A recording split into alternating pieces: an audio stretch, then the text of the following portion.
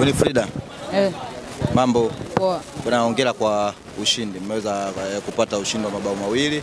Unajisikiaje wewe binafsi lakini kwa niaba ya timu? Asante kwa kutupongeza, tumeweza kupambana, tumejituma sisi kama wachezaji na benchi la ufundi limetuhamasisha, tumeweza kujituma na wenzetu, tumeweza kupata pointi 3, tumeweza kupanda kileleni. Ilikuwa ni mechi ngumu sana, watu walikuwa wanasema ni mechi ya maamuzi na mmeweza kupata alama 3 ambazo zimewapeleka tena kileleni. Kocha aliwaambia nini kuelekea katika mchezo mgumu dhidi ya Yanga, timu ambayo kwenye msimu huu mmekutana nao mara kadhaa na imeweza kuwafunga? Kocha alituelekeza tu tukapambane, tusiwadharau, tukajitume tuweze kupata pointi 3. Hivyo.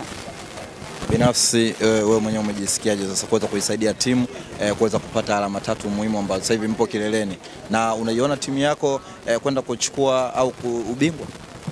Kwa mimi niseme ndio, tunaweza kuchukua ubingwa na nafasi tulioipata hatuwezi kuiachia mpaka tunachukua kikombe cha ligi. Ndio. Mimi nataka uniambie Winnie, ulijisikiaje mlipopoteza na Simba pale katika uwanja wenu na mkazidiwa sasa kwa alama 1, lakini leo mmekuja tena kurudi kileleni? Mlikuwa mnajisikiaje? Hali ya kambini ilikuwaje? Hali ya kambini ilikuwa ni ya majonzi.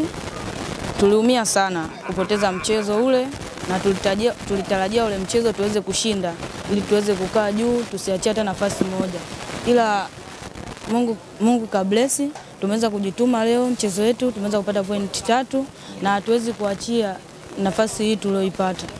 Baadhi ya mashabiki wanasema mechi yenu na Yanga Princess ilikuwa rahisi.